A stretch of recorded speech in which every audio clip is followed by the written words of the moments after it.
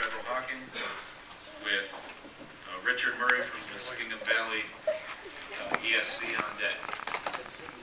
Mr. Wood. Thank you. Chairman Dyer, Ranking Member Morgan, I provided you with a white envelope that has my testimony and some supporting materials. So rather than go through that, I'd just like to hit a couple of notes. For the last 17 years, I've been the principal of Federal Hocking High School in Stewart, Ohio. It's a really good school. We've done a great job. The staff and the students there, national and state awards, repeatedly ranked effective by the state. Last year, 100% of our students who applied to college were accepted to their first choice. That included Harvard, Marietta, OSU, Earlham, all over the country. And we even follow our graduates into college, and their transcripts reveal an average of a B+ or higher across the country. We are successful. We're successful because we do a lot of different things. We require students to have a senior project. We run an internship program. We run an advisory system. We run a 4-period day. We integrate curriculum. Every student must have a portfolio to graduate.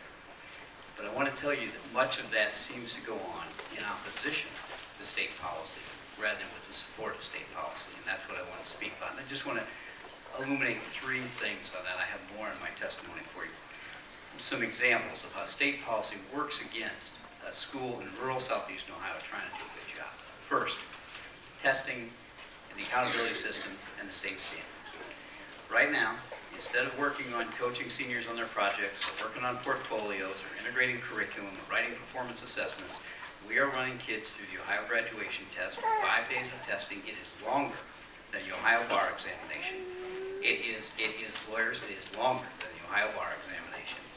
It covers a curriculum that is a mile wide and an inch deep, and is really just a memorization contest. It does not get at the higher order thinking skills you want kids to have, and we spend over $42 million a year in Ohio taxpayer money, most of it sent to North Carolina, mind you, because the tests are all created, run, and scored out of there, rather than developing within this state the capacity to look at and assess our students. We could have been doing this for years, and we have sent billions of dollars out of the state for something that, by the way, is not correlated to anything after high school.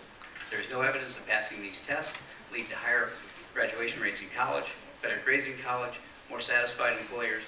Nothing. There's never been a study on it, ever, and yet we continue to do it. 2, the way we redirect funds away from successful schools to unsuccessful charter schools. And I know this is a hot button issue, but let me just point out. Our district has over 30 kids in econ, the education classroom, the so-called education classroom tomorrow. $168,000 a year that leaves our district. Now, our district over the past 3 years has got 55 employees. We have 1 guidance counselor for the whole district. We have 2 principals starting next year for 4 school buildings. We don't have a nurse. We have no medical aides. And yet, we send all that money to charter school, to a charter school, which, I would like to point out, has a graduation rate last year of 25%. My high school has a graduation rate of 98.6%. I want to know why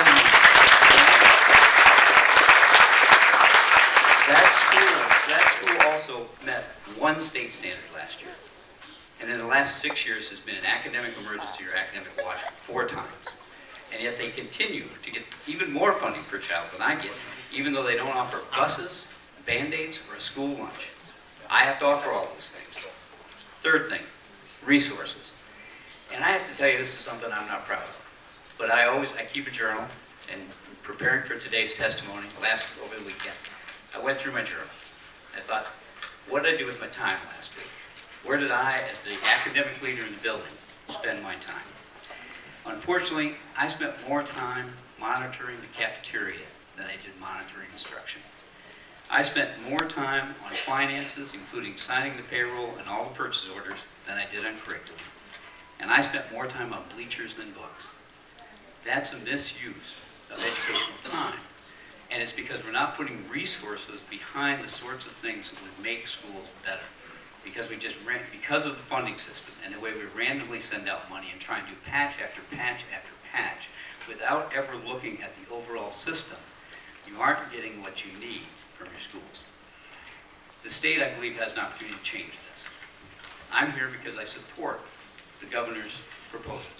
I think there are fixes that need to be made. In particular, I think in terms of rural school funding, and I know Representative Garrison and others have worked on that, and I think that'll be fixed. But we have a chance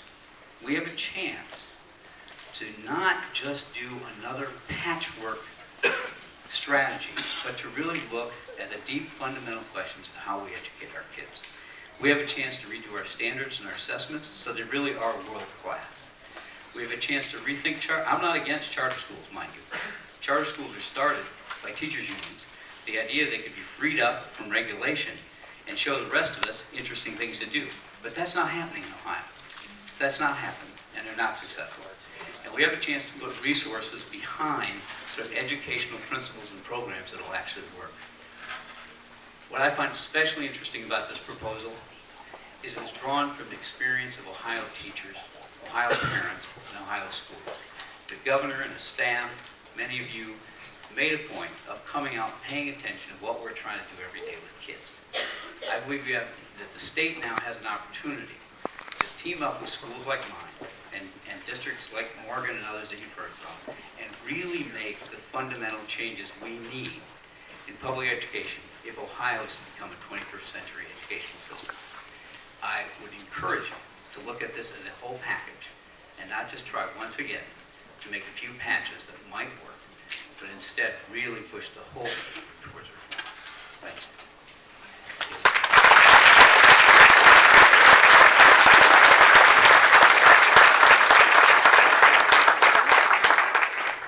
Ms. Wood, any questions to the witness? Representative Morgan?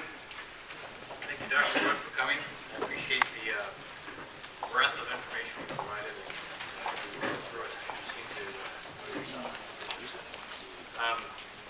have you had an opportunity to see the evidence that the governor collected over those 2 years? Because this meeting, I requested this sort of thing. You had an opportunity to see. I went to several of the hearings. I haven't gone through all the material you brought in. If I could follow up. Sure. Thank you. I think you will find little debate regarding the need to hold charters accountable, but there seems to be a lot of debate about the funding. The children that were reduced from your base formula because they were enrolled in community schools, were they in your school, or were they in those community schools? You mean initially and then moved to them? Right here. Several of them were in the school, yes. Actually, what usually happens is children with attendance problems, by the time we get the attendance officer involved, they go on, quote, homeschooling by enrolling in a charter school.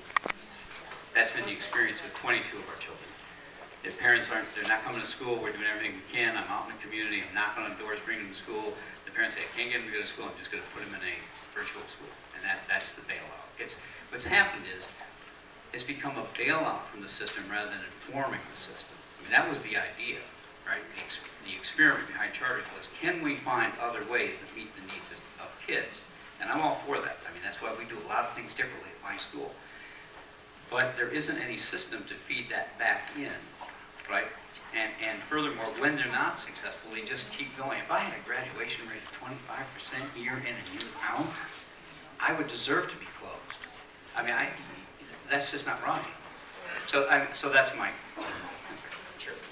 Sure. Thank you. I mean, I appreciate your passion, but I think the question was the funding that currently is following the child. Yes, I mean, obviously, the child is no longer with you. that's correct. I think the question of accountability is in front of all of us and should be hammered home, and I think the governor's taken some good steps in that direction.